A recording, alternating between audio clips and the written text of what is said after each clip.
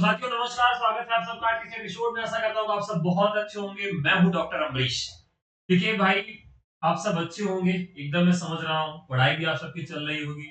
आज परीक्षा की तिथियां भी, ऑफिशियल डेट्स हमें वायरल होती हुई दिख रही हैं कि डेट्स मिल गई हैं। ईश्वर करे कि अच्छा हो, उसी तिथि पे हमारी परीक्षाएं हो जाए। ठीक है, लेकिन आज थोड़ा सा समय मुझे नहीं मिल पाया था, तो ये पीपीटी तैयार नहीं कर पाया। यानी कि जो हमारे टाइपिस्ट महोदय हैं, उनके पास समय नहीं था, मैं लेट हो गया था क्वेश्चन भेजने में, तो नहीं बन पाया था। तो मुझे लगा कि क्लास नहीं हो पाएगी। फिर अंतिम समय में मैंने खुद ही पीपीटी बनाने का प्रयास किया, लेकिन तो अच्छी से बन नहीं पाई। ठीक है, तो पीपीटी अच्छे से बन नहीं पाई है, क्षमा करिएगा। थोड़ा सा देखने में प्रश्न आपको पतले दुबले और विकलांग से लगेंगे, लेकिन दिख जाएंगे। इतना मैंने प्रयास किया कि आपको दिख जाएंगे। ठीक है, तो चलिए शुरू करते हैं। आज का सबसे पहला सवाल आप सबके स्क्रीन पे दिखाई दे रहा है। उसके पहले आप सबको बता दें कि 26 जनवरी का जो ऑफर है वो आप सबके लिए शुरू हो चुका है। और 26 जनवरी का ऑफर बहुत बढ़िया चल रहा है। सभी नए बैचेस पर ऑफर आपको मिल रहा है। तो रिकॉर्डेड बैच भी ले सकते हैं, नया लाइव बैच भी ले सकते हैं, केवल व्हाट्सएप करके 9628 95 92 37। ठीक है, टीजीटी पीजीटी एलटी गेट जैसे प्रवक्ता assistant professor UGC NET BPSC tier 4 डीट प्लस भी सभी कोर्सेज पर ये ऑफर आपको मिलेगा। 26 जनवरी वाला व्हाट्सएप करके आप हमारे ऑफर ले सकते हैं।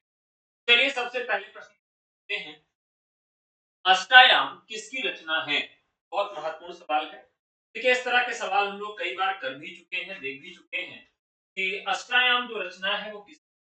तो मैंने आपको बताया था क्लास में, जिन लोगों ने पढ़ा होगा, देखा होगा, उनको मालूम होगा कि अष्टायाम नाम की कई रचनाएं मिलती हैं। तो अष्टायाम नाम की रचनाएं कितने लोगों ने की है, ये आपको फटाफट कमेंट करके बताना है। देखिए, अष्टायाम का मतलब होता क्या है? सबसे पहले तो हमें यह जानना चाहिए कि अष्टायाम होता क्या है। देखिए, अष्टायाम का मतलब होता है कि जहां पर 8 कोई गिनती है, और 8 गिनती का मतलब क्या है? 8 प्रहर है। यहाँ मतलब क्या है? 8 प्रहरों से मतलब 8 प्रहर, यानी दिन भर में कुल 24 घंटे होते हैं। और उन 24 घंटों को अगर हम काउंट करें, 24 आवर को अगर हम भाग दें कितने से? 8 प्रहर से, तो हमें 3 घंटा मिलेगा। यानी एक प्रहर कितने घंटे का होता है? 3 घंटे का होता है। तो इस 3-3 घंटे के प्रहर में ईश्वर क्या करते हैं? क्या कोई नायक नायिका क्या करता? तो जो अष्टायाम मुख्यतः लिखा गया वह दो तरह के लोगों के लिए लिखा गया। एक तो लिखा गया नायक के 8 प्रहर कैसे बीतते हैं, नायिका के 8 प्रहर कैसे बीतते हैं, या किसी भगवान या किसी ईश्वर के 8 प्रहर कैसे बीतते हैं, यानी श्री कृष्ण भगवान के 8 प्रहर कैसे बीतते हैं। और कई बार जैसे रीति काल में देखें तो रीति काल में ईश्वर पे तो नहीं लिखा गया, भक्ति काल में ईश्वर पे अष्टायाम लिखा गया कि ईश्वर के 8 प्रहर कैसे बीतते हैं, उनकी दिनचर्या किस प्रकार से चलती है।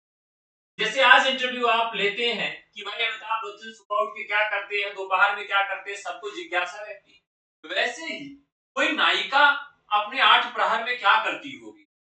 सुबह अलसाई हुए उठती होगी तो किसको व्हाट्सएप कॉल करती होगी, व्हाट्सएप कॉल नहीं करती होगी, पहले मेकअप करती होगी कि नहीं करती होगी, अच्छा मेकअप करके सोती होगी कि ऐसे ही सो जाती होगी। बहुत सारे लड़कों के मन में ये रहता होगा, लड़कियों के भी मन में लड़कों के लिए रहता होगा कि भाई जब ये सोता है तो कैसे सोता होगा, उठता है तो कैसे उठता है।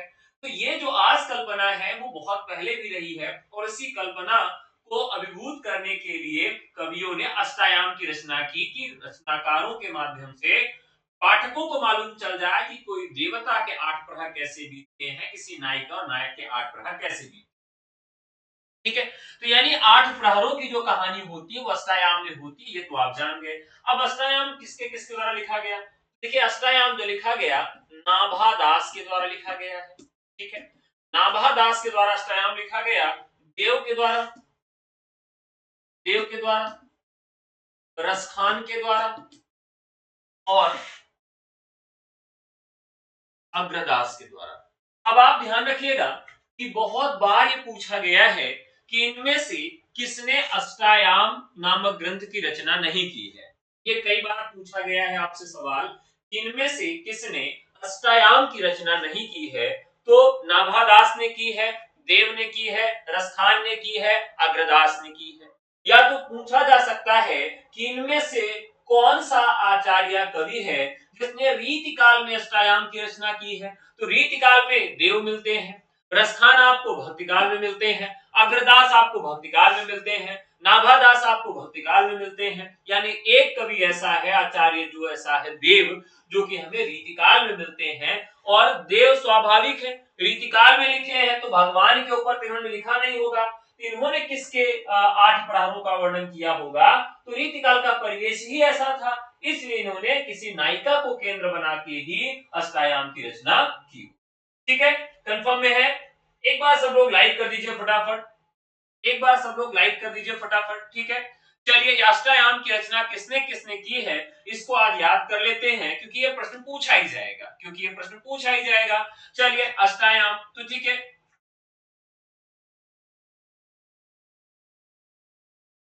अब यहाँ एक ट्रिक बनती है, अर देना। ठीक है, अब ये क्या बनती है? अर देना 8। ठीक है, कैसे ट्रिक बनी? तो किसी ने कहा एक गाना है, जैसे होली आदि कहते हैं जो कि ऐसे कहते हैं ना, तो यहाँ अर हो गया, कहते अर देना, क्या देना? 8। बस, तो क्या अर देना, देना क्या? 8। तो 8 का मतलब हो गया अष्टायाम। तो किसने किसने दिया? किसने किसने कहा? 8 लोगों ने। अष्टायाम हो गया। अर का मतलब आ से क्या हो गया? आपके अग्रदास हो गया। र से क्या हो गया? रसखान हो गया। ठीक है, और देना, दे से मतलब देव हो गया, और ना से क्या हो गया? नाभादास हो गया। अर देना, अर देना, जोगीरा सरा, तो अर देना, अर देना, ये हो गया अष्टायाम। ठीक है, याद रहेगा? बहुत बढ़िया, आप सब बड़े प्रतिभावान छात्र हैं, आप सबको याद हो जाता है, बड़ी खुशी मिलती है। थोड़ा सा क्षमा चाहूंगा क्योंकि पीपीटी मैंने आज अपने से बनाई है, तो पीपीटी आपकी आंखों में अच्छी नहीं चुभ रही होगी, मतलब बहुत बुरी लग रही होगी, क्या लिखा है, तो बस यही, लेकिन दिख रहा होगा। दिख तो रहा है कि नहीं दिख रहा है? चलिए सवाल 2, रीतिकाल का रीति सिद्ध नाम किसके द्वारा दिया गया है? रीतिकाल में तो मतलब इसका जो विभाजन किया गया, रीतिबद्ध, रीति सिद्ध, रीति मुक्त में रीति सिद्ध जो नामकरण किया गया वह किसके द्वारा किया गया है?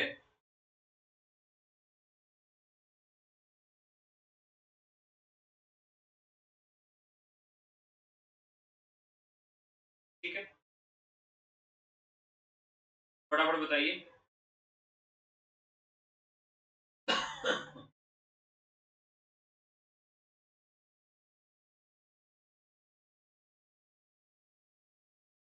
चलिए, देखिए यहाँ जो सबसे सही जवाब जो है कि रीतिकाल का रीति सिद्ध नाम किसके द्वारा दिया गया? तो किसने दिया था? किसने दिया था? विश्वनाथ प्रसाद मिश्र। राइट आंसर क्या होगा? विश्वनाथ प्रसाद मिश्र। अब देखिए विश्वनाथ प्रसाद मिश्र का नाम सबसे ज्यादा क्यों लिया जाता है? सबसे ज्यादा नाम विश्वनाथ प्रसाद मिश्र का क्यों लिया जाता है? तो विश्वनाथ प्रसाद मिश्र और डॉक्टर नगेंद्र, डॉक्टर नगेंद्र में रीतिकाल के कुछ कवियों को लेकर बड़ा मतभेद है। और वो कौन से कवियों को लेकर मतभेद है? तो रीति सिद्ध कवि विश्वनाथ प्रसाद मिश्र के अनुसार जो रीति सिद्ध कवि है, डॉक्टर नगेंद्र के अनुसार वो रीतिबद्ध कवि है। ठीक है, वो रीतिबद्ध कवि है। ये यहां पर अंतर है। जिन कवियों को विश्वनाथ प्रसाद मिश्र रीति सिद्ध कवि कहते हैं और उन्हें डॉक्टर नगेंद्र रीतिबद्ध कवि कहते हैं। तो इसे आप जरूर याद रखिएगा, ये बहुत महत्वपूर्ण। ठीक है, अब यहाँ कुछ चीजें और आपके जानने वाली हैं कि जो आपके विश्वनाथ प्रसाद मिश्र हैं, ये किसको किस श्रेणी में रखते हैं, यानी किस कवि को ये किस श्रेणी में रखते हैं, ये भी कई बार प्रश्न पूछा गया है। चलिए देख लेते हैं। तो सबसे पहले बात करते हैं केशव की। केशव सेनापति जसवंत सिंह, जसवंत सिंह, देव, भिखारी दास और पद्माकर। अब ये कौन से हैं? रीतिबद्ध कवि हैं। कौन है ये? रीतिबद्ध कवि। किसके अनुसार रीतिबद्ध हैं? तो विश्वनाथ जी के अनुसार, विश्वनाथ प्रसाद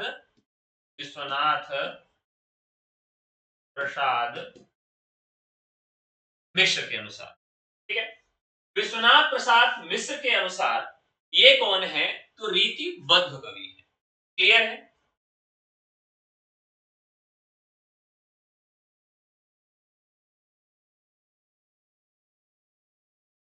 अब यहां पर थोड़ा सा समझिएगा कि कैसे इसे याद रखेंगे। ठीक है, केशव सेनापति, एक चीज जैसे याद रखना है आपको कि सेनापति को बहुत सारे लोगों ने रीति सिद्ध में रखा है। जसवंत सिंह ठीक है, देव ठीक है, भिखारी पद्माकर ठीक है। एक कवि का नाम ऐसा सेनापति जिनको कुछ लोगों ने रीति सिद्ध कवियों के अंतर्गत रखा है, जो यहां हमें याद रखना है। ठीक है, रीतिबद्ध। अब इसके अलावा रीति मुक्त में उन्होंने किसको रखा है, ये भी हमें याद रखना। एक कवि का नाम मैंने आपको बताया था सेनापति का, और रीति मुक्त में उन्होंने किसको रखा है ये जरूर याद रखिएगा। तो रसखान को रखा है जो कि भक्तिकाल के कवि। शेख आलम को उन्होंने रखा है जो कि रीति मुक्त कवि है। घनानंद को उन्होंने रखा है, घनानंद को रखा है, ठाकुर को रखा है, ओधा को रखा है और विजदेव को रखा है। अब यहां भी एक कवि का नाम हमें याद रखना है। ध्यान रखिएगा, यहां भी हमें एक कवि का नाम याद रखना है कि विश्वनाथ प्रसाद मिश्र ने रीति मुक्त कवियों के अंतर्गत किसको किसको रखा। तो बाकी तो हमें याद ही है, घनानंद, बोधा, आलम, ठाकुर, विजदेव, ये सब ठीक है। लेकिन उन्होंने एक ऐसे कवि को भी इसमें रखा है जो कि भक्तिकाल का कवि है। यानी अब भक्तिकाल में भी क्या है, एक ऐसे कवि हैं जो किसी मतलब विचारधारा से नहीं जुड़ते हैं। ठीक है, इसलिए इनको मुक्त के रूप में वहां भी रखा गया था, भक्तिकाल में भी संप्रदाय निरपेक्ष के रूप में रखा गया था। ये वहां पर संप्रदाय निरपेक्ष थे और यहां पर भी ये रीति मुक्त के अंतर्गत आते हैं।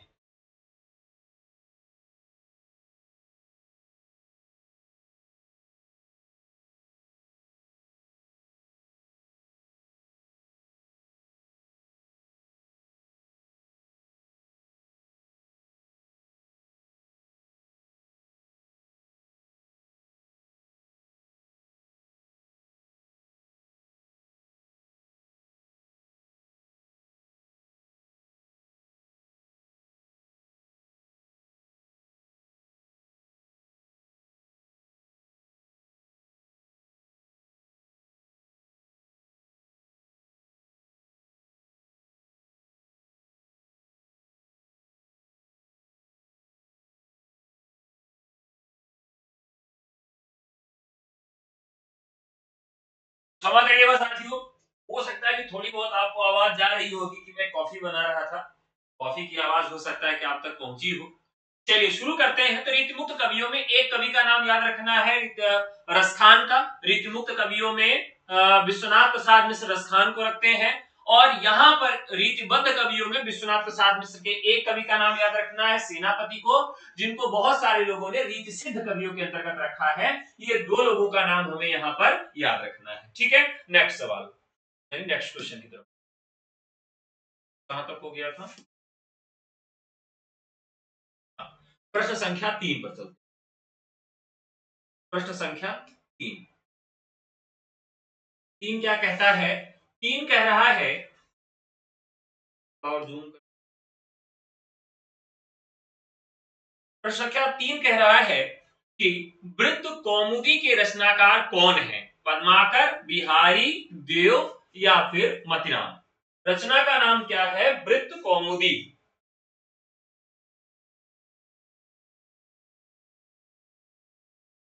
बताइए, वृत्त कौमुदी के रचनाकार कौन है? अब ध्यान रखिएगा कि यहां एक कवि हैं जिनको हम देखिए, बिहारी को हम रीति सिद्ध कवियों के अंतर्गत रखते हैं, ठीक है। कहां रखते हैं? रीति सिद्ध कवियों के अंतर्गत रखते हैं। किसको? बिहारी को। बिहारी हो गए हमारे रीति सिद्ध कवि, ठीक है। अब बात कर लेते हैं मतिराम को। मतिराम को हम किस में रखते हैं? तो रीतिबद्ध कवियों के अंतर्गत रखते हैं। फिर हमारे देव आ गए, तो देव को रीतिबद्ध कवियों में रखते हैं। पद्माकर, पद्माकर को भी हम रीतिबद्ध कवियों में रखते हैं।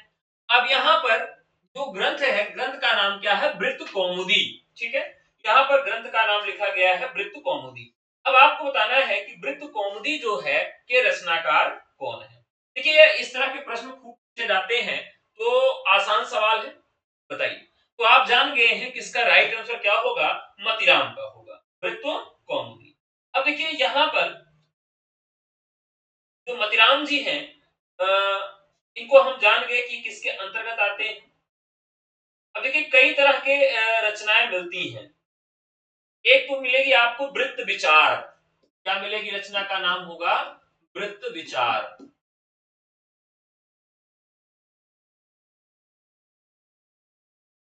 रचना का नाम क्या होगा? वृत्त विचार होगा, ठीक है। वृत्त विचार मिलेगा। इसी तरीके से आपको मिलेगा एक ग्रंथ दशरथ का और एक सुखदेव मिश्र का। दशरथ का और सुखदेव मिश्र का, इन दोनों लोगों के ग्रंथ का नाम क्या है? वृत्त विचार है। ग्रंथ का नाम क्या है? वृत्त विचार। इन दोनों लोगों ने ही इस पर लिखा है। इसी तरीके से एक ग्रंथ मिलेगा वृत्त तरंगिणी। वृत्त तरंगिणी, और यह ग्रंथ किसका है? राम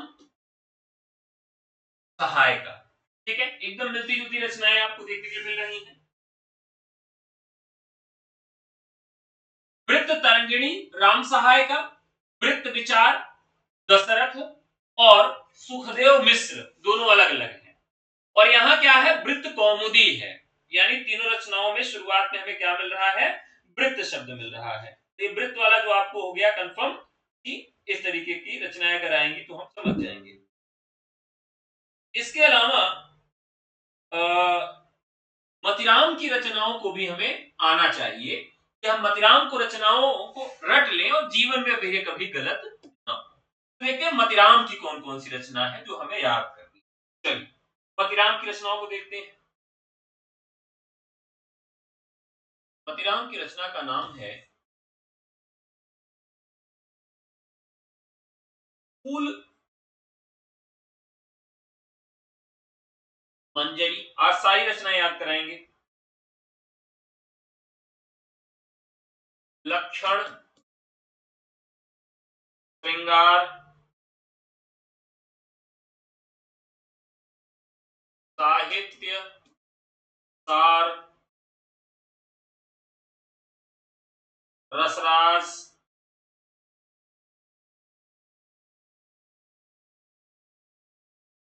ललित ललाम, सतसई, अलंकार, पंचासिका और वृत्त कौमुदी। अब हमें क्या करना है? डेट आ गया, एग्जाम की डेट। वाह गुरु, बहुत बढ़िया कॉपी बनी, आ गया। अब हमें क्या करना है? इन रचनाओं को मतिराम के साथ जोड़कर याद रखना है, ठीक है। अब मतिराम को हम कैसे याद रखेंगे? तो हमें कवि पे जो रचना नाम है उसी पर कोई ट्रिक बनानी। मति, मति का मतलब बुद्धि होती है। एक तो याद रखेंगे कि जिसकी मति राम भरोसे है वो मतिराम हो गए, ठीक है। तो यही हमको ठीक लग रहा है, जिसकी बुद्धि जो है वो राम भरोसे है वह मतिराम है। यानी कोई ऐसा व्यक्ति है जिसकी बुद्धि राम भरोसे, वो मतिराम है। अब हम शुरू करते हैं एक कहानी, ठीक है। कहानी इसमें क्या है कि जो मतिराम है, तुम रसराज बन सकते हो। मतीराम, तो गांव के जो पतली आवाज आ रही है आज थोड़ा सा माइक चेंज हुआ है, तो जल्दबाजी में सेटिंग भी नहीं हो पाई है, तो कल करवाएंगे। दरअसल जैसे गांव के जो कई लोग होते हैं जो जिनकी बुद्धि कम होती है, उनको कोई कहता है अरे यार तुम्हारे अंदर इतनी योग्यता है, तुम कुछ नहीं कर सकते अपने जीवन, बहुत कुछ कर सकते हो। वैसे एक मतीराम व्यक्ति थे जिनकी मति खराब थी, वो राम भरोसे उनकी मति थी। एक व्यक्ति जिनकी बुद्धि राम भरोसे थी, मतीराम उनका नाम था। अब उनको किसी ने कह दिया बेटा तुम रसराज बन सकते हो, तुम्हारे अंदर इतनी काबिलियत है कि तुम रसराज बन सकते हो, बस यही हमारी ट्रिक है। ठीक है, अब उनको किसी ने बताया कि तुम रसराज बन सकते हो, तो कहे भैया हम कैसे बनेंगे रसराज, बता दो हमको। तो कहे मैं बनाऊंगा, कुछ काम करना है तुमको। कहे ठीक है मैं कर लूंगा। अब जो जिसकी मति राम भरोसे है, उनको किसी ने रसराज बनाने के लिए कहा, तो उन्होंने सबसे पहले कहा कि तुमको क्या करना है, एक कौमुदी का फूल है, वृत्त कौमुदी, कहे कौमुदी का फूल है, फूल मंजरी। क्या कहे कि एक कौमुदी माने कुमुदिनी, एक कौमुदी का फूल है, फूल का मतलब फूल मंजरी, तो एक कौमुदी का फूल है जिसका लक्षण पहचान लो तुम कि वो कैसे होता है, क्योंकि जैसे जाओगे वो अपने आप फूल गायब हो जाता है, बहुत खतरनाक फूल है वो।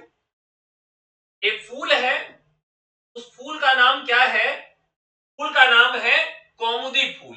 ये कौमुदी फूल है, इसका लक्षण ये है कि अगर इसको तुम जानकर नहीं जाओगे तो ये अपने आप गायब हो जाता है। कहे अच्छा भैया बताओ क्या करना पड़ेगा।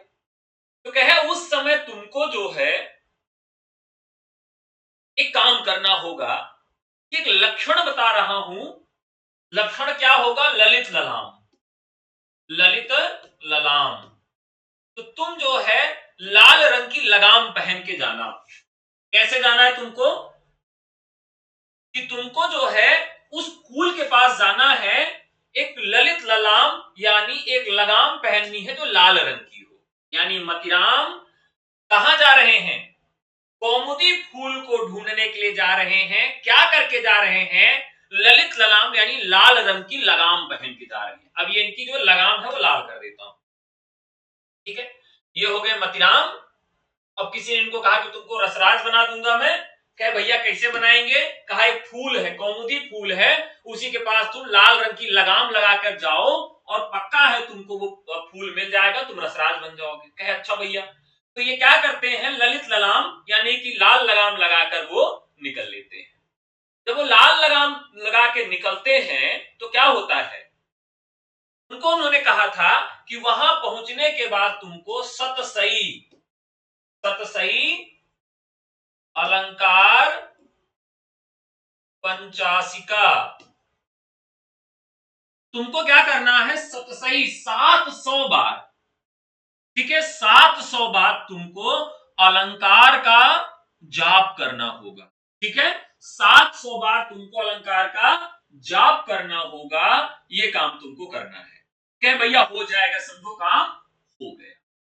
फिर जैसे वो वहां पहुंचते हैं, ये वो जाप करते हैं और फिर क्या होता है, उनको साहित्य का सार मिल जाता है, साहित्य सार मिल जाता है और वो फिर रसराज बन जाते हैं। चलिए अब एक बार फिर से इसको रिकैप करवा लेते हैं, अपने आप याद हो जाएगा। एक व्यक्ति है गांव के मतीराम, जिनकी मति राम भरोसे, उनको किसी ने भड़का दिया कि भैया आप रसराज बन सकते हो, आप इतने बड़े कवि हो, आप रसराज बन सकते हो, लेकिन रसराज बनने के लिए आपको एक वृत्त कौमुदी का फूल है। ठीक है, वृत्त कौमुदी का फूल, फूल मंजरी है, वृत्त कौमुदी के फूल मंजरी है, उसे जाके तोड़ना होगा। तो कहे भैया हम ये मंजरी का फूल कैसे तोड़ेंगे, तो कहे तुम ललित लगाम लगाकर ही जाना, ललित लगाम यानी कि लाल लगाम लगाकर जाना, तभी उस फूल का लक्षण तुमको समझ में आएगा। जो बिना लगाम लगाए जाता है वो फूल अपने आप गायब हो जाता। चल अच्छा भैया, तो ये जो मतीराम थे ये लाल लगाम लगाकर और लक्षण देखने के लिए, क्योंकि लगाम नहीं लगाएंगे तो लक्षण ही नहीं मिलेगा, फूल का फूल गायब हो जाएगा, तो ये लाल लगाम लगाकर उस फूल के लक्षण को देखने के लिए जाते हैं और 700 बार अलंकार का उच्चारण करते हैं। अलंकार अलंकार अलंकार पंचाशिका अलंकार पंचाशिका, इस तरीके से 700 बार ये अलंकार का उच्चारण करते हैं। फिर फूल उनको मिल जाता है, साहित्य का सार इनको मालूम हो जाता है और इस तरह से वो रसराज बन जाते हैं। ठीक है, तो ये जो हो गया, इससे क्या हो जाएगा,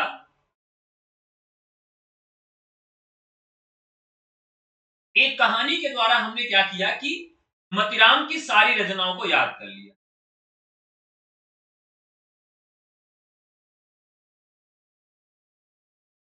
ठीक है, यानी मतिराम रसराज बनने के लिए ये सारा काम करते हैं और अंत में वो रसराज बन जाते हैं। क्या करते हैं, वृत्त कौमुदी यानी कि कौमुदी का फूल तोड़ते हैं, लाल लगाम लगाते हैं क्योंकि लक्षण उस फूल का दिखता रहे, 700 बार अलंकार का जाप करते हैं, फिर उनको साहित्य का सार मिल जाता है, इस तरीके से वो रसराज बन जाते हैं। ठीक है, चलिए अगला सवाल, प्रश्न संख्या 4।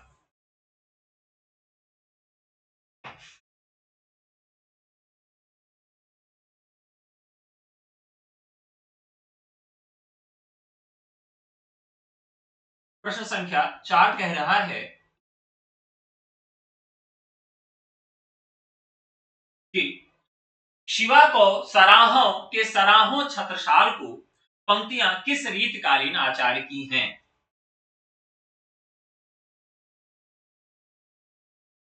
फटाफट बताइए।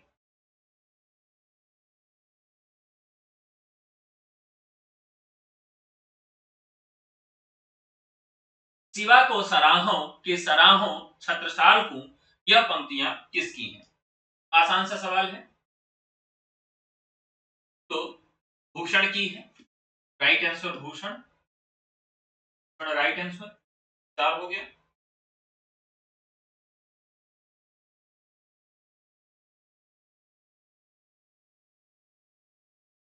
प्रश्न संख्या 5 पे चलते हैं।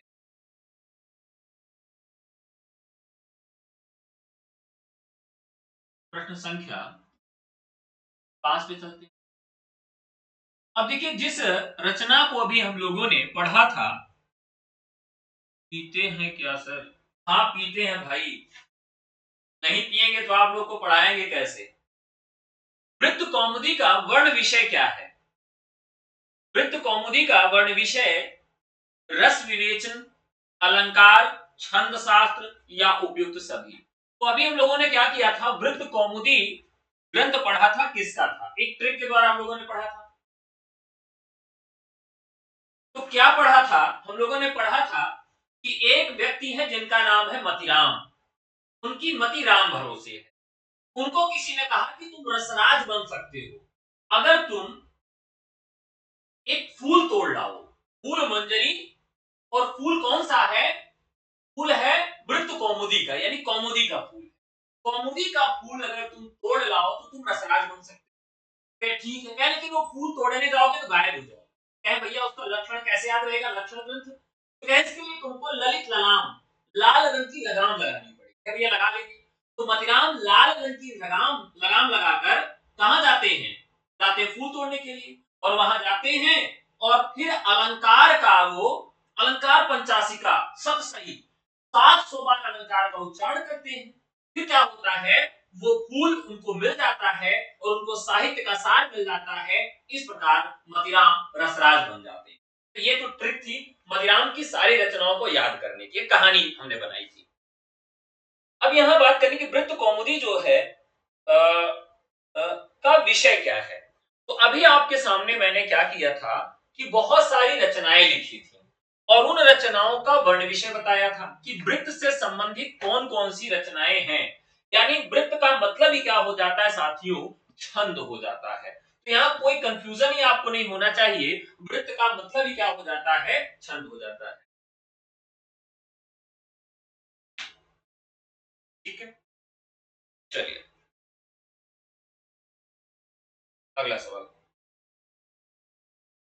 भाई आज फॉन्ट का साइज छोटा है, कारण ये है कि आज पीपीटी बन नहीं पाई थी, तो हमने कहा क्लास आप सबकी न जाए, इसलिए मैंने ही पीपीटी बनाई और पीपीटी बन नहीं पाई। ठीक है, इस वजह से समस्या है, आज एडजस्ट करिए।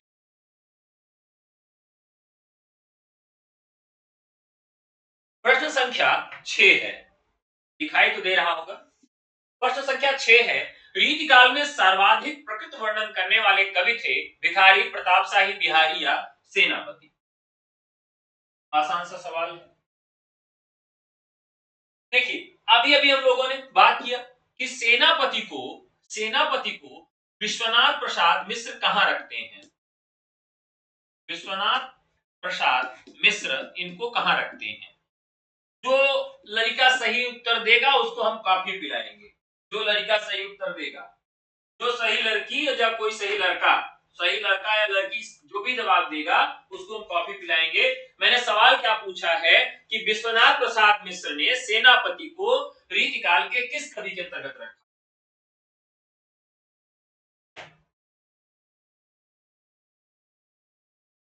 अब भैया कॉपी में नजर मत लगाइएगा, देखिए कॉपी का जो हुआ है ना इसमें लड़का बना हुआ है, लड़का। फटाफट बताइए, तो सेनापति को उन्होंने किस वर्ग में रखा है, रीति सिद्ध में रखा है या रीतिबद्ध में रखा है। अगर ये सवाल कसम से गलत हो गया तो फिर गुस्सा जानते हो क्या आती है कि हाँ भैया तुहार बुढ़वा पकड़ के जमीनियम रगड़ दे। ठीक है, तो सेनापति को उन्होंने किस श्रेणी में रखा है विश्वनाथ प्रसाद मिश्र ने।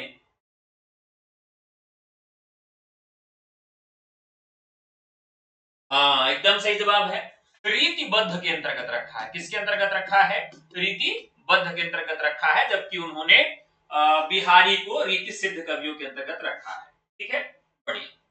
तो यहाँ पर राइट आंसर हो जाएगा विश्वनाथ प्रसाद मिश्र रीतिबद्ध कवि को उसमें रखे थे। बाकी यहाँ पर क्या हो जाएगा, रीतिकाल में सर्वाधिक प्रकृत वर्णन कौन करते हैं, तो सेनापति का।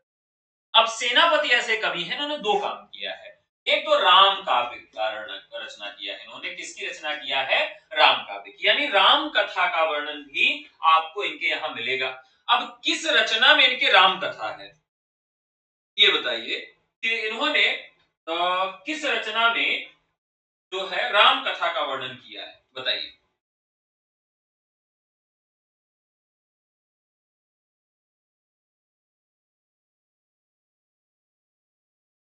सेनापति का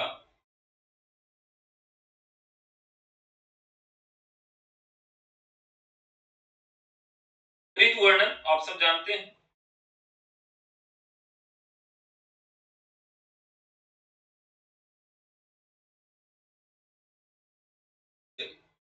तो यहां पर नहीं सर, मुंडवा दुखाई लगी। अच्छा, कवित्र रत्नाकर, ठीक है। इनकी रचना है कवित्र रत्नाकर। इसमें इन्होंने क्या किया है, रामकथा का वर्णन देखने के लिए मिला।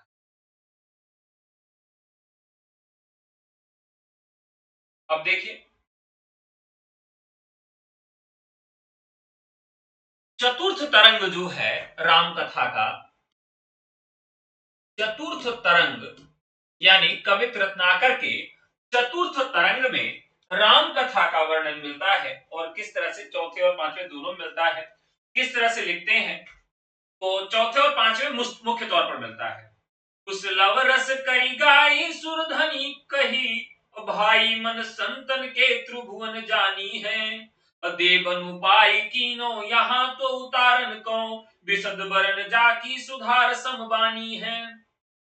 और पांचवें तरंग में भी मिलता है, क्या लिखते हैं, पावन अधिक सब तीर्थ जय जाकी धार, जहां मर पापी होत सुरपति हैं, देखत ही जाको भले घाट पहचानियत, एक रूप बानी जाके पानी ही रहती है।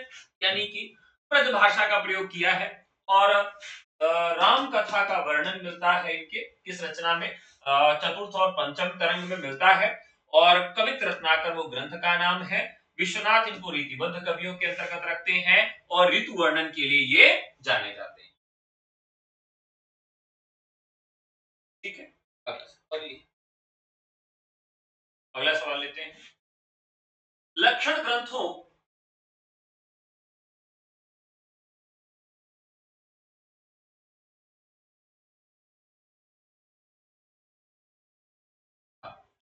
लक्षण ग्रंथों का निर्माण करने वालों को क्या कहा जाता है? लक्षण ग्रंथों का निर्माण करने वालों को क्या कहा जाता है? और ऑप्शंस हैं प्राचार्य, शिक्षक, आचार्य या फिर पंडित। क्या कहा जाता है?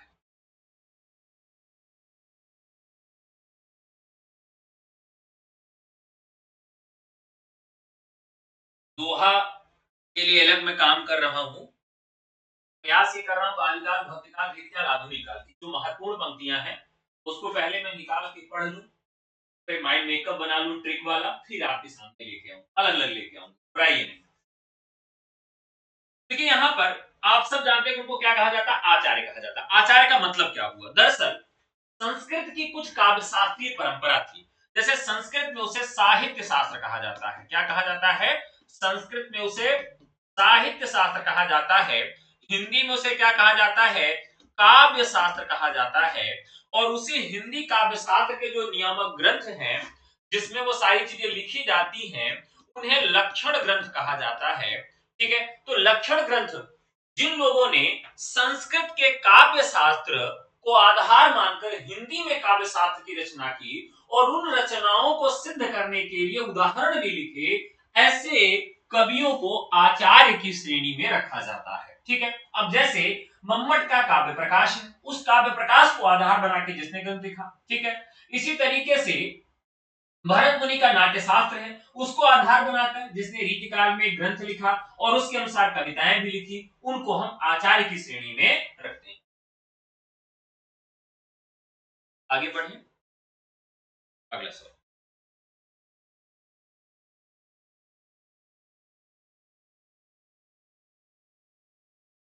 देखिए सवाल बढ़िया है।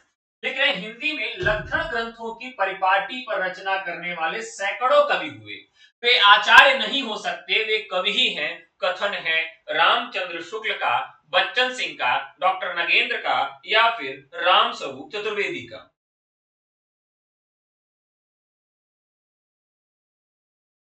बताइए।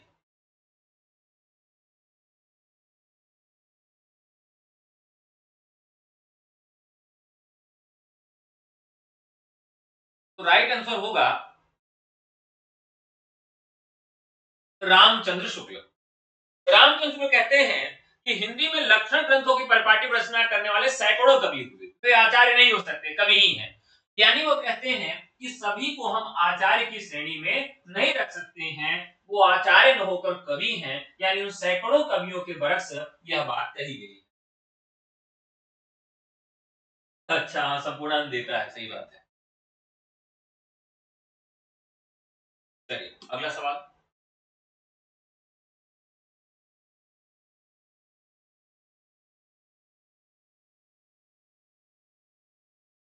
प्रश्न संख्या 9। क्या है प्रश्न संख्या 9?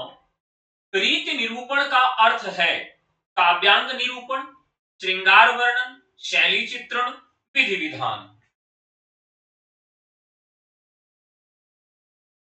देखिए अब ये बहुत महत्वपूर्ण सवाल है साथियों। इसका जो जवाब देगा उसको भी मैं कॉफी पिलाऊंगा कि इसका सही जवाब क्या होगा। सबसे पहले तो आपको यही बताना है कि इसका सही जवाब क्या होगा।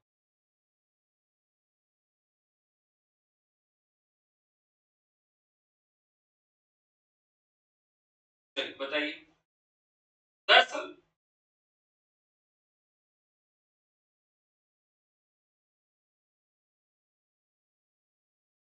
इसका राइट आंसर होगा काव्यांग निरूपण।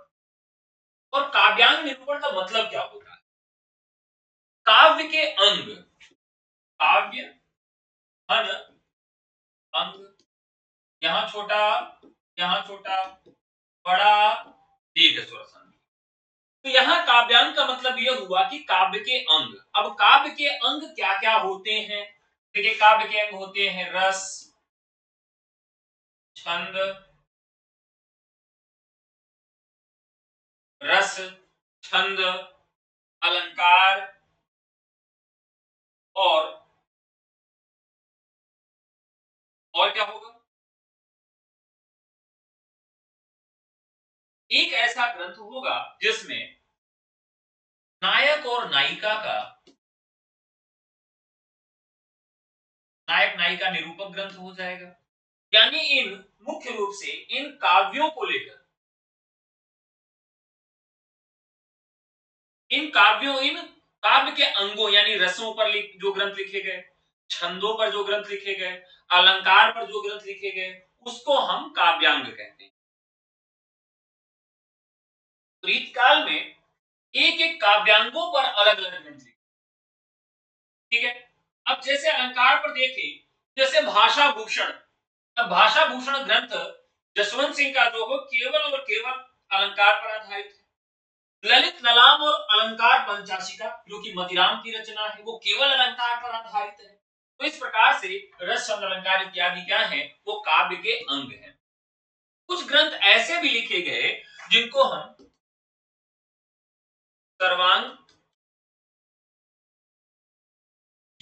सर्वांग निरूपक ग्रंथों के अंतर्गत रखते हैं, यानी जिसमें काव्य के सभी अंगों का प्रयोग किया गया, ठीक है। काव्य के सभी अंगों का प्रयोग जिसमें किया गया। अगला सवाल,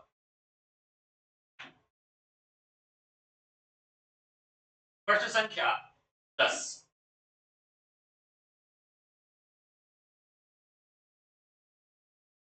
आचार्य केशवदास का जन्म कब हुआ? आचार्य केशवदास का जन्म कब हुआ? बताइए। काफी आसान सा सवाल है, मस्त सवाल है।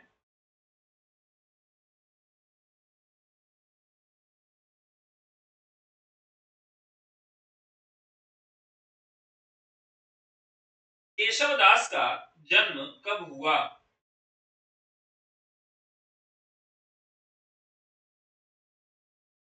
देखिए, केशवदास को उनके जन्म के आधार पर अब देखिए, रीतिकाल के प्रवर्तकों की बात करें तो यानी उनके जन्म वर्ष के आधार पर कृपाराम को रीतिकाल का प्रवर्तक माना जाता है। केशवदास को डॉक्टर नगेंद्र ने के रीतिकाल का प्रवर्तक माना, समय के आधार पर ही। यानी बिना किसी आलोचक के कृपाराम, आलोचक के साथ जन्म काल के आधार पर केशवदास को रीतिकाल का प्रवर्तक माना, और शुक्ल जी ने रसवादी परंपरा को चलाने के कारण चिंतामणि को रीतिकाल का प्रवर्तक माना। अब यहां जो समय है वो इसका राइट आंसर क्या होगा? तो राइट आंसर हो जाएगा 1555। क्या हो जाएगा? 1555 हो जाएगा। देखिए, कुछ ऐसे कवि हैं जिन कवियों की जन्मतिथि आपको याद होनी चाहिए, रीतिकाल में। चलिए देखते हैं कि वो कौन कौन से कवि हैं साथियों जिनकी जन्मतिथि हमें याद ही होनी चाहिए, बिना उनके काम हमारा नहीं चलेगा। वो कौन कौन से कवि हैं जिनकी जन्मतिथि आपको मालूम होनी चाहिए, मैं आपको बताता हूं। सबसे पहले कवि है चिंतामणि। चिंतामणि, चलिए मैं आज आपको जन्मतिथि याद करना सिखा देता हूं। बहुत सारे लोग जन्मतिथि लिखना भूल जाते हैं। देखिए, मैं आपको बार बार एक ही चीज कहता हूं कि पति पत्नी, नायक नायिका, मम्मी पापा, सबका जन्मदिन आप भूल जाते हैं लेकिन उनका नाम नहीं भूलते। अब आप कहेंगे, अरे सर बताइए, पत्नी जो हमेशा सर पे चढ़ी रहती है उसका नाम कैसे भूल सकते हैं? तो नाम तो नहीं भूल सकते, जन्मतिथि क्यों भूल जाते हो, डेट ऑफ बर्थ भूल जाते हो, और जब एकाएक याद आता है तो घबरा जाते हो, अब क्या करें? तो यहां पर कवियों की जन्मतिथि याद करना भी बड़ा कठिन हो जाता है, लेकिन मैं आज आपको याद करा देता हूं कि कैसे इनकी जन्मतिथि को याद करना। सबसे पहले हमारे हैं चिंतामणि। चिंतामणि का जो समय है वो है 1609। 1609 समय है चिंतामणि का। अब ये जो है चिंतामणि, हमें क्या करना है कि जब आपको चिंता होती है, कब चिंता होती है? तो खास करके जो आपकी पत्नी है या आपकी जो प्रेमिका है, आपकी पत्नी या प्रेमिका क्या करे? 16 श्रृंगार करे और नवरात्रि का व्रत रहे, तो आपको सबसे ज्यादा चिंता होती है। डेट याद हो गई, यानी क्या करे? 16 श्रृंगार करके नवरात्रि का व्रत रहे तो बड़ी चिंता होती है। क्या होती है? अरे भैया जो सारा दिन चाट, फुल्की, डोसा, ये फास्ट फूड खाने वाली ये लड़की अब ये 16 श्रृंगार करके कैसे नवरात्रि का व्रत रहेगी, हमको तो समझ में नहीं आ रहा है। बस क्लियर हो गया। क्या चिंता का विषय है कि 16 श्रृंगार करके नवरात्रि का व्रत रहे। 16 का मतलब 1600 और 9 का मतलब हो गया 9। क्या रहे? चिंता। तो हमें चिंता है कि आपके पास कुछ नहीं है। अच्छा, तो आप कल्पना करिए कि आपके साथ ऐसा होगा। ठीक है, 16 श्रृंगार करके नवरात्रि का व्रत रहे, ये हमारी चिंता का विषय है। चिंतामणि का समय हो गया, अब ये कभी नहीं भूलेगा। वैसे हम रट लेते हैं लेकिन भूल जाता है, लेकिन इमेजिन करना है आपको कि आप बहुत चिंता में बैठे हैं। क्यों? क्योंकि आपकी पत्नी जो है वो 16 श्रृंगार करके नवरात्रि का व्रत रह रही है। ये आपको चिंतामणि की डेट याद होगी। ठीक है, देव। देव का जो समय है 1673 है।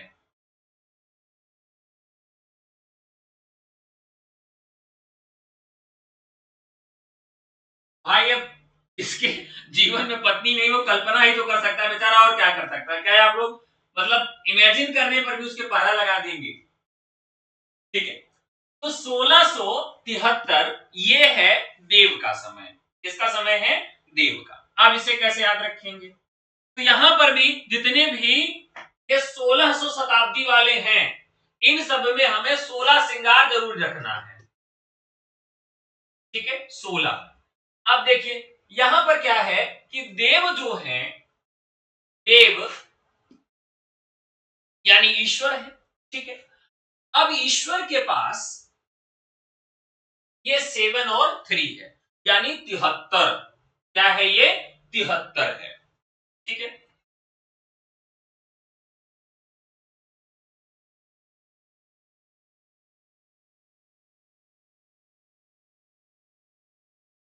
अब देखिए देव यानी ये भगवान हो गए। अब भगवान की पूजा करने के लिए जा रहा है कोई। ठीक है, ये भगवान हो गए, ये देव हो गए, इनकी पूजा करने के लिए कोई जा रहा है मंदिर। तो मंदिर में जैसे ही पहुंचता है, जैसे ही पहुंचता है तो वहां पर एक पुजारी बैठा है। पुजारी बैठा है। क्या बैठा है? पुजारी। और वो पुजारी एकदम बूढ़ा है। ठीक है, पुजारी एकदम बूढ़ा है। और वो पुजारी जो है कैसा लगता है? ऐसा लगता है कि जैसे वो तिहाड़ जेल से भाग कर आया है। ठीक है, वो कैसा लग रहा है पुजारी की? जैसे वो तिहाड़ जेल से भाग कर आया है। ठीक है, एक अब कल्पना करना है कि देव का मतलब हो गया कि आप देव की पूजा करने के लिए एक मंदिर में जाते हैं। मंदिर में जैसे ही आप जाते हैं तो वहां पर एक पुजारी बैठा है पूजा करवाने के लिए। ठीक है, और वो पुजारी आपको देखने में लग रहा है कि यार ये लगता है इसे तिहाड़ जेल से भाग कर आया है। कहां से भाग कर आया है? तिहाड़ जेल से भाग कर आया है। तो कहे अच्छा गुरु, तो फिर आपसे वो कहता है कि भैया ऐसा करो कि तुम 16 श्रृंगार चढ़ा दो बिटिया, और तुम्हारा टीजीटी पीजीटी में सिलेक्शन हो जाएगा। ठीक है, बस इनकी डेट समझो याद हो गई। अब कैसे हो गया? देव का मतलब देव हो गया, मंदिर में पूजा करने गए। पुजारी का मतलब पुजारी जो है वो कहां से आया है? तिहाड़ जेल से भाग कर आया है। क्या चढ़ाने के लिए कह रहा है? 16 श्रृंगार चढ़ाने के लिए कह रहा है। तो तिहाड़ से हो गया 73 और 16 श्रृंगार से हो गया 16वीं शताब्दी, यानी 1673। ठीक है, राइट आंसर हो जाएगा 1673। यानी पुजारी जो है आजकल ऐसे ही होते हैं, वो तिहाड़ जेल से भाग कर आया हुआ पुजारी था। वो देव की पूजा करवा रहा था और कह रहा था कि भैया ऐसा है कि 16 श्रृंगार चढ़ा दो बिटिया, तुम्हारा टीजीटी पीजीटी में याद हो जाए। ठीक है, अब इसके बाद चलते हैं। अब देखिए ये जो एक बार आपको रटने वाला आपको याद तुरंत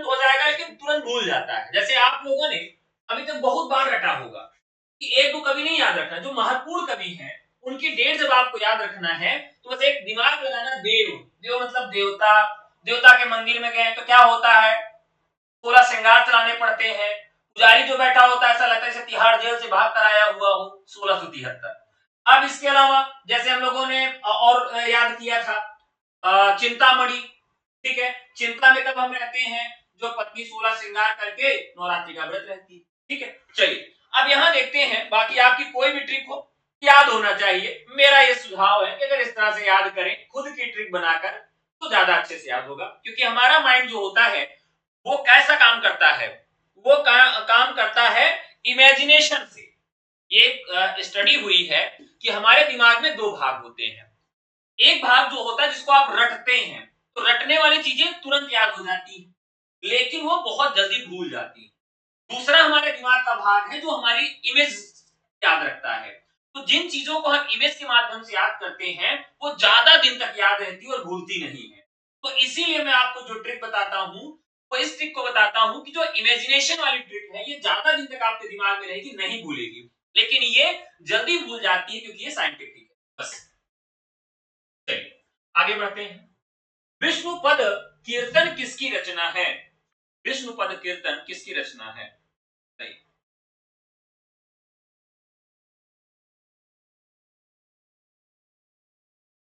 विष्णु पद कीर्तन किसकी रचना है, तो ये हो गए रस निधि, राइट आंसर हो जाएगा रस निधि।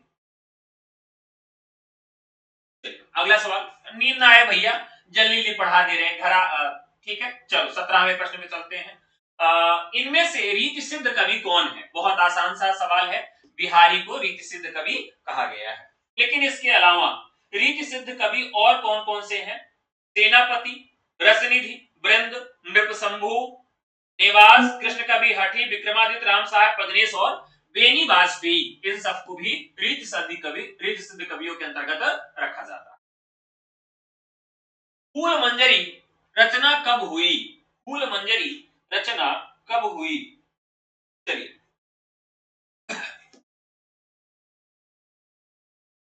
फूल मंजरी रचना कब हुई, 1633, 1661, 1681, 1619, बताइए फूल मंजरी। अब ध्यान रखिएगा फूल मंजरी की डेट आपको याद रखनी, क्योंकि ये महत्वपूर्ण रचना है, ठीक है, फूल मंजरी की डेट आपको याद रखना है।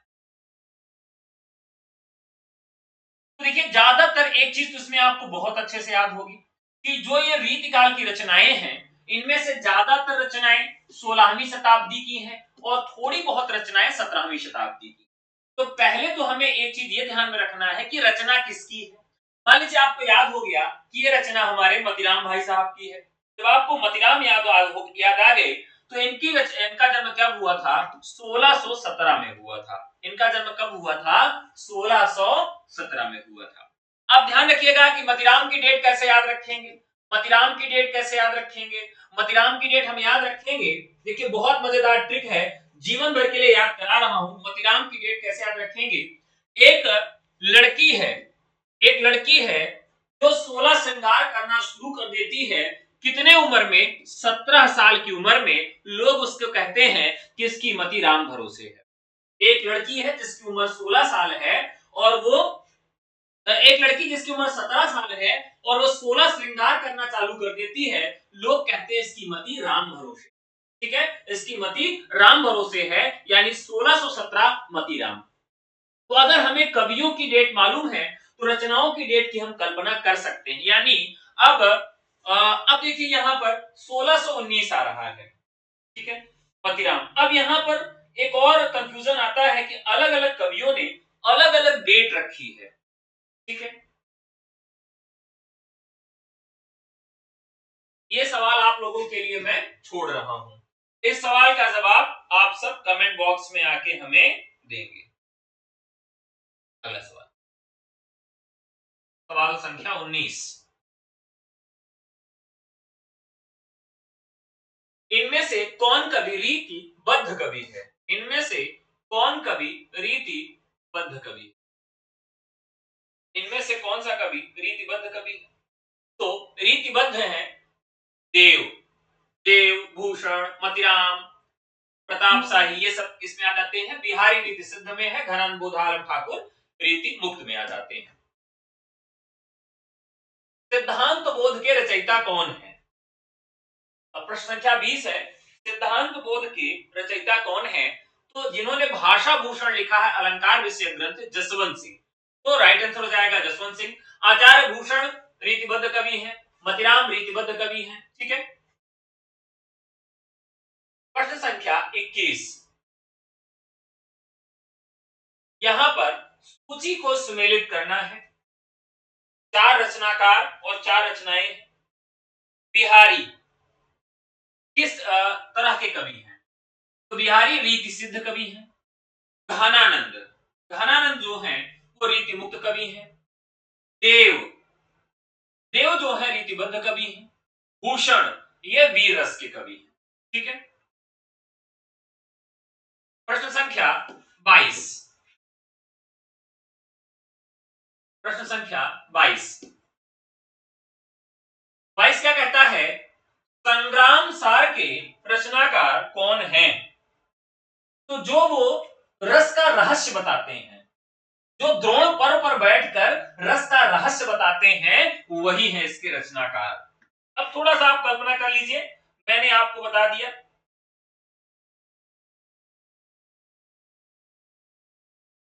बताइए। यानी वो क्या करते हैं? रस का रहस्य बता रहे हैं। क्या बता रहे हैं साथियों? रस का रहस्य बता रहे हैं। कहां से बता रहे हैं? द्रोण पर्व पर बैठकर। ठीक है। बस एक कल्पना करनी है, मेरे साथ रहिए तो इमेजिनेशन कल्पना करनी पड़ेगी। एक मान लीजिए कुलपति महोदय है। ठीक है। कुलपति की कुर्सी कहां होती है? कुलपति की कुर्सी साथियों बहुत ऊपर होती है, यानी सबसे ऊपर। तो सबसे ऊपर वो बैठे हुए हैं। ठीक है। यानी सबसे ऊपर यानी द्रोण पर्व पर बैठे हुए हैं। और द्रोण पर्व पर बैठकर वो क्या बता रहे हैं? रस का रहस्य सबको बता रहे हैं। और जब रस का रहस्य सबको बता देते हैं तो पूरी दुनिया में संग्राम मच जाता है। पूरी दुनिया में क्या मच जाता है? संग्राम मच जाता है। यानी कुलपति मिश्र द राइट आंसर। ठीक है गुरु। चलिए अगला सवाल लेते हैं। अब मान लीजिए कोई अंग्रेज आपको हिंदी पढ़ाता, तो कैसे पढ़ाता? ठीक है। अब वो क्वेश्चन कैसे पढ़ता है? रामचंद्र भारत नामक अलंकार ग्रंथ के रचयिता कौन है? दयाल कवि, गोप, सेनापति और देशदेव। आपको बताना है कि इनमें से ये राइट आंसर कौन सा होगा। चलिए बड़ा बताइए। रामचंद्र भारत नामक अलंकार ग्रंथ के रचयिता हैं। ठीक है। ग्वाल कवि हैं, गोप है, सेनापति है या द्विजदेव है? बहुत आसान सा सवाल है। ठीक है, बताइए। तो रामचंद्राभरण, तो रामचंद्र कृपाल भजुमन हरण भव भय दारुणम। अब जब राम की पूजा होती है तो क्या कराया जाता है? गोप यानी गौ का दान भी कराया जाता है। तो रामचंद्र भरण, रामचंद्र कैसे भरण पोषण करेंगे आपका? जब आप गाय का दान देंगे। गोप, तो रामचंद्र भरण गोप के। ठीक है। अगला सवाल, यमक सतसई के रचयिता कौन है? आसान सा सवाल है, सभी लोग जवाब दे ही देंगे। यमक सतसई, बताइए। यमक सतसई के रचनाकार कौन है? यमक सतसई, देखिए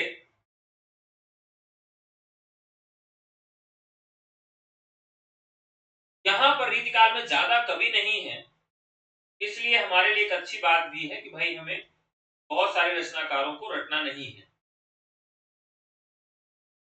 चलिए, इसका जो राइट आंसर होगा वो होगा बृंद। राइट आंसर क्या होगा? बृंद होगा। अब बृंद की और रचनाएं कौन सी हैं? तो बृंद ने लिखा है 12 मासा। अब बृंद की सभी रचनाओं को हम वृंदावन से जोड़कर याद करेंगे। यानी इसकी ट्रिक क्या होगी? वृंद की सभी रचनाओं की ट्रिक होगी वृंदावन, और उसी से ही जोड़कर हम याद करेंगे।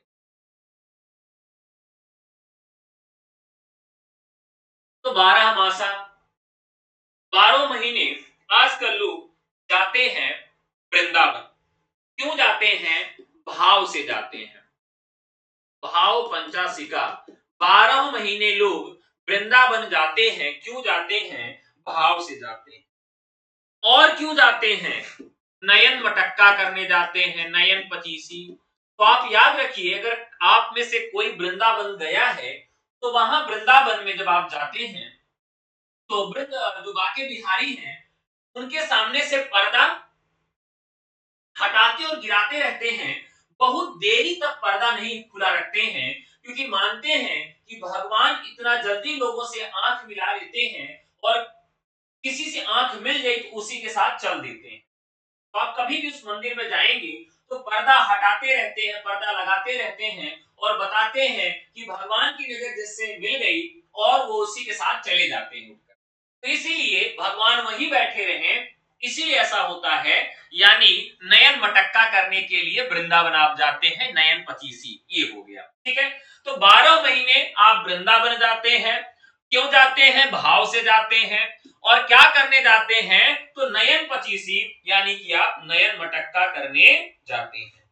जब भी वहां आप जाते हैं, हवा बहुत बढ़िया चलती रहती है, यानी पवन पचीसी। वहां का मौसम बहुत अच्छा होता है जमुना जी के किनारे। ठीक है, और जब आप उस मधुर हवा में जाते हैं, तो आप एकदम श्रृंगारी हो जाते हैं। श्रृंगार शिक्षा आपको, वो केली, वो क्रीड़ा, वो गोपिकाएं, आप कल्पना करने लगते हैं। जब मैं पहली बार वृंदावन गया, तो मैं देख रहा था, नैन मटक्का सब लोग नहीं समझते हैं, अरे सब समझते हैं, सब बड़े हो गए, सब 18 साल से ऊपर वाले हैं। नैन मटक्का मतलब है कि आंखियां चार हो गई।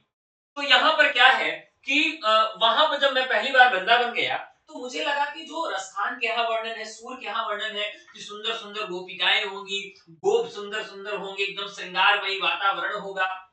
गए देखे तो वहां पर हर बात ये कहते, है वो, मारो छोरो, छोरो, मतलब हर चीज में ओ की मात्रा लगा दे रहे थे। लड़कियां भी ओ की मात्रा लगा के बोल रही थी। यार मधुरता दिख ही नहीं रही है। तो साहित्य में जो वृंदावन के क्षेत्र को लेकर मधुरता है, वास्तव में अगर आप वहां जाते हैं तो उस तरह से आपको नहीं मिलता है। थोड़ा तो अंतर रहेगा ही, कविता में बढ़ा चढ़ा के लिखा जाता है। तो वहां जाते हैं तो वहां की पवन जो होती है बहुत श्रृंगारमयी होती है। 12 महीने लोग भाव से वहां पर नयन पचीसी यानी कि नयन मटक्का करने के लिए जाते हैं।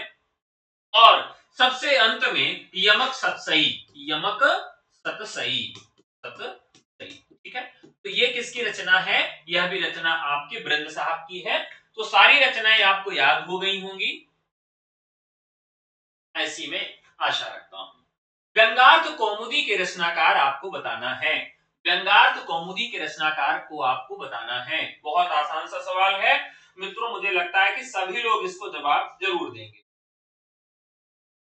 बताइए।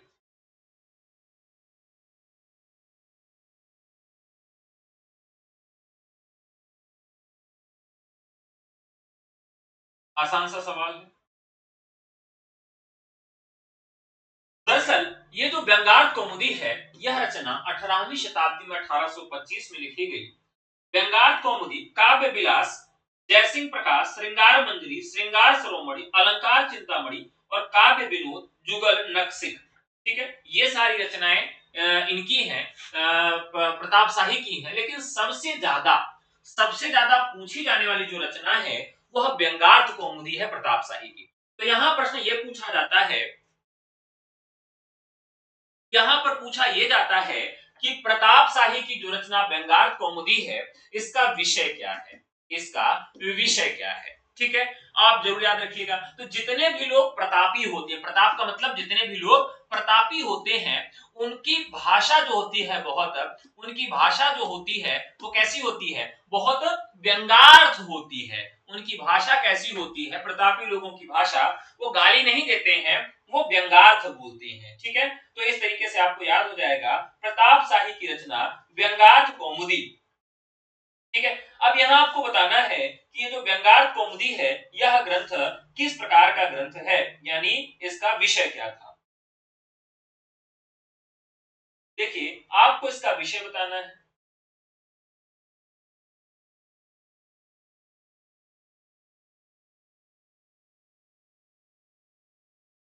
फटाफट बताइएगा।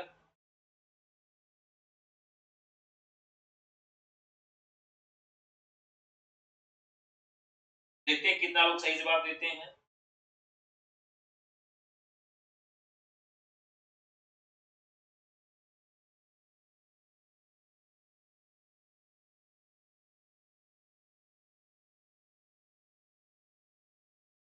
नहीं दे रहे जवाब, मैं बताता हूं कैसे याद रखेंगे।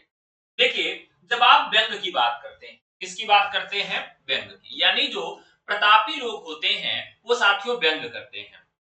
ठीक है, और व्यंग अगर आप समझ गए, व्यंग आप समझ गए तो वह काम उनका सार्थक हो जाता है। यानी जो व्यंग होता है वह रस का काम करता है। ठीक है, यानी कोई भाषा आप तक पहुंची, उसको आप जब डिकोड करते हैं, जब आप उसको समझ जाते हैं, तो वह क्या किसका काम करती है? रस का काम करती है। ठीक है, तो भाषा में जो चीजें, जैसे आपने किसी ने चुटकुला सुनाया तो रस का काम करेगा, किसी ने व्यंग बोला वो रस का काम करेगा ना, किसी ने कविता सुना दी तो वो भी रस का काम करेगा। यानी जो व्यंग होता है, व्यंग भी क्या है? एक प्रकार का रस देता है। व्यंग भी क्या करता है? एक प्रकार का रस देता है। ठीक है, तो यहां पर राइट आंसर हो जाएगा प्रताप शाही की व्यंगार कौमुदी रस निरूपक ग्रंथ है। तो जी बीटा पी रहे नहीं भाई, बोन बीटा पिए होते तो और लंबे होते। बोन बीटा नहीं, ये कॉफी है, चाय पीते नहीं है। तो चाय पीना भी नहीं चाहिए। ब्लैक टी कभी कभी बना के पीता हूँ, बड़ा झंझट रहता है बनाने में। और दूध के साथ तो चाय बना के पीना ही नहीं चाहिए, ये तो बहुत सारे लोग कह चुके हैं और इस पे रिसर्च भी हो चुका है। आप भी अगर कभी चाय पीजिए तो दूध ऊपर से डाल के पीजिए। चाय, चाय की पत्ती, दूध, ये सब मिला के जब आप उसको एकदम खौला देते हो, उबाल देते हैं, वो अच्छी नहीं होती है। यानी कि वो केवल हानिकारक ही होगी। बहुत सारी तरह की बीमारियां जैसे कब्ज, अपच, ये सारी समस्याएं तो आपको जीवन भर रहेगी जब तक आप चाय पिएंगे। चाय पीना भी है, दूध वाली ही पीना है, तो चाय अलग उबाल लीजिए और ऊपर से दूध डाल के पीजिए। बड़ा खटकरम हो जाता है, बड़ा झंझट होता है, इसलिए मैं चाय नहीं पीता भाई, केवल एक कॉफी ही पीता हूँ और ये बहुत आसानी से बन जाती है। ठीक है, तो चलिए आज का एपिसोड यहीं तक। ये एपिसोड कैसा लगा जरूर बताइएगा। अगर आप हमारे गणतंत्र दिवस के ऑफर को लेना चाहते हैं तो आप हमें व्हाट्सएप करके ले सकते हैं। 9628 95 92 37 पर आपको व्हाट्सएप करना है। TGT, PGT, LT grade, GIC प्रवक्ता, असिस्टेंट प्रोफेसर के फुल बैचेस मिलेंगे, जिसमें पूरा पढ़ाया जाता है, पूरा नोट्स दिया जाता है, चैप्टर वाइज रिवीजन करवाया जाता है, डाउट्स क्लियर करवाए जाते हैं और आपको एक क्लास नोट्स अलग से दिया जाता है, पीडीएफ नोट्स अलग से प्रोवाइड कराया जाता है। ये सब आपको मिलेगा। डीड प्लस बी का बैच मिल जाएगा, बीपीएससी टीयर 4 का भी बैच। 26 जनवरी वाला ऑफर का लाभ लीजिए और व्हाट्सएप करके हमारे बैचेस से जुड़िए। तो साथियों, फिर आप लोगों से जल्दी ही मुलाकात होगी। तब तक के लिए नमस्कार, जय हिंद, धन्यवाद।